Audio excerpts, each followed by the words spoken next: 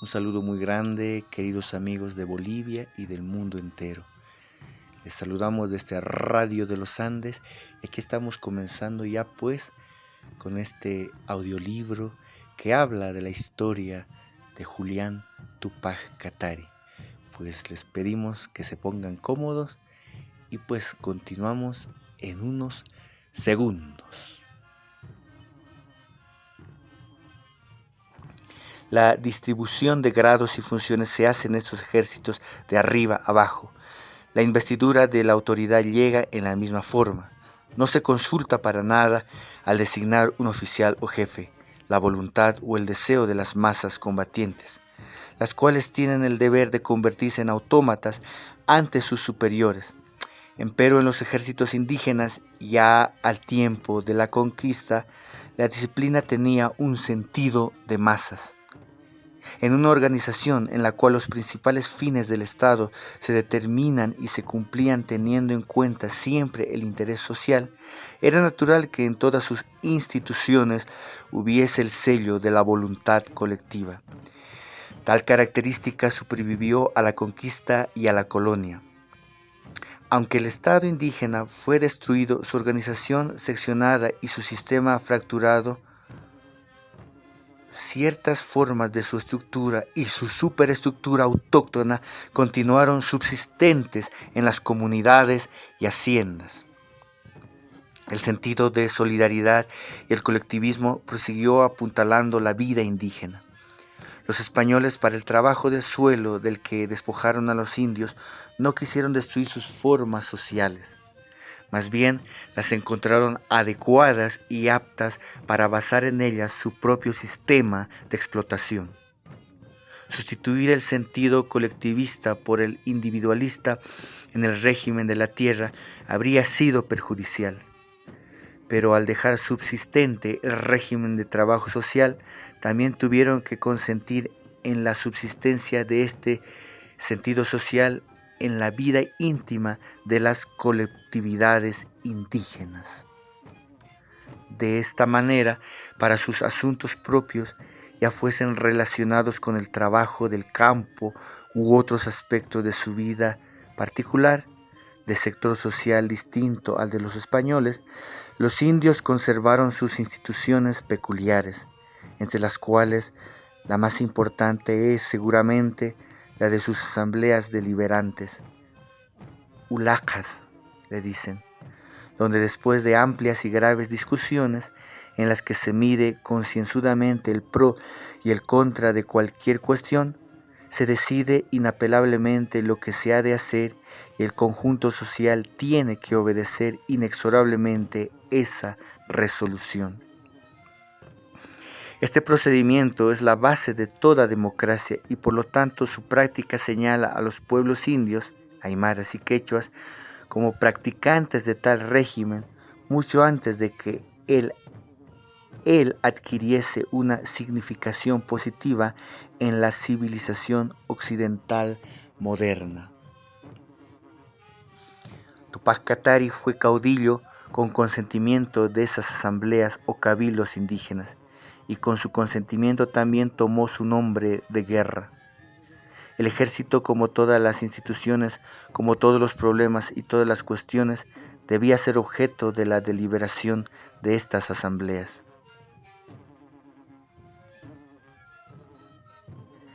En ellas, en estas asambleas, se resolvía su composición y junto con él de ellas también nacían sus lugartenientes. En esta forma, los ejércitos más democráticos que han existido en América y quizá en el mundo fueron los ejércitos indios antes y después de la conquista.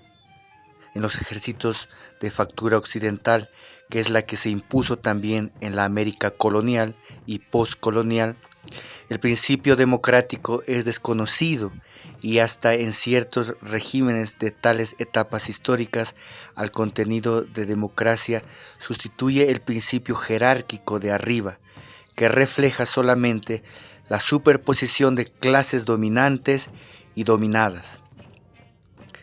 En las agrupaciones basadas en la jerarquía autocrática, Los jefes y sus lugartenientes jerarcas, a medida que van acercándose a la cúspide, al jefe supremo, diremos o digámoslo así, van diluyendo su responsabilidad. De esta manera el jefe supremo resulta infalible y a medida que se desciende en la escala jerárquica, la responsabilidad aumenta.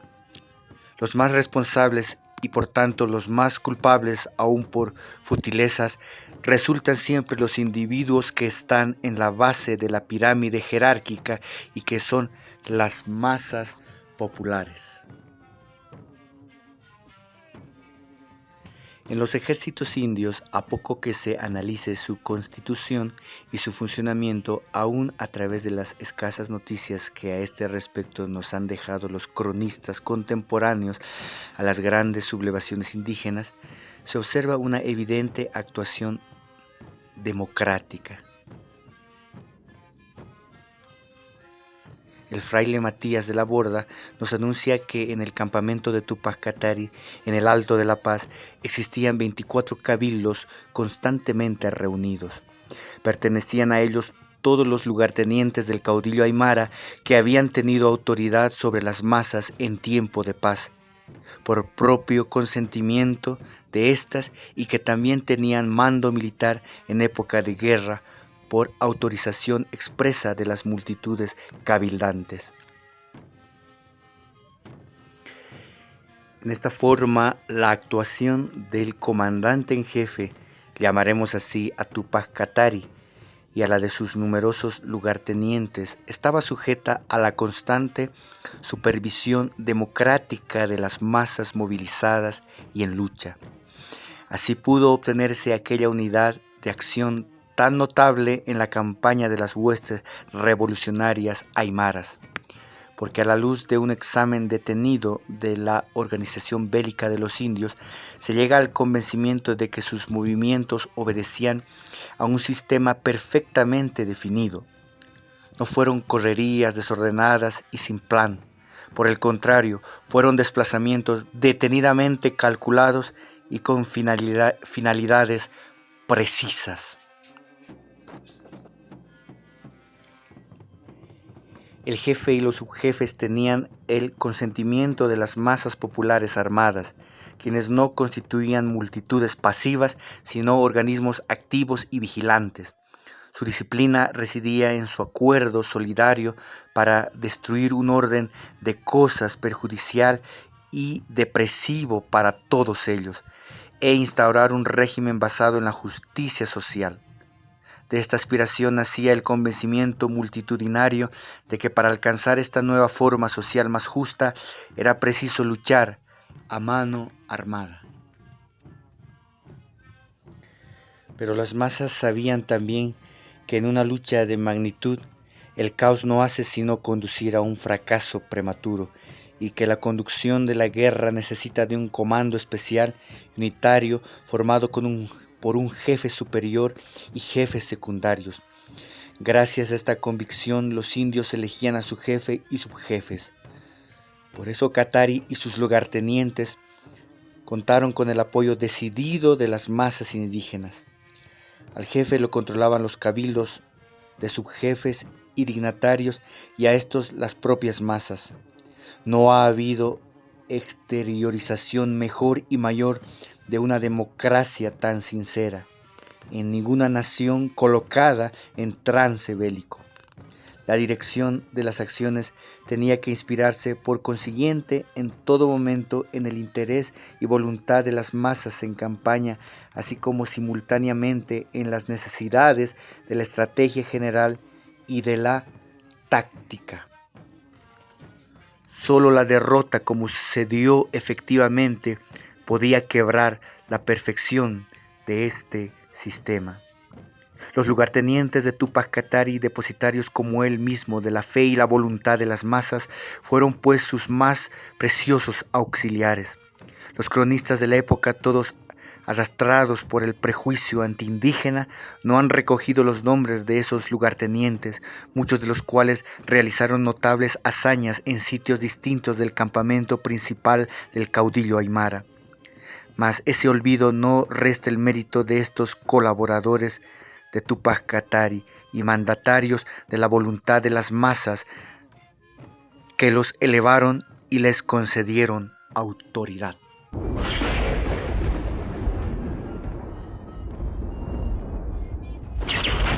Muy bien, queridos amigos de Bolivia y Latinoamérica y el mundo entero, así llegamos al final de este audiolibro, de esta parte de este hermoso audiolibro que nos habla de parte de la historia de Bolivia, que nos habla de Julián Tupac Katari, escrito por Alipio Valencia Vega.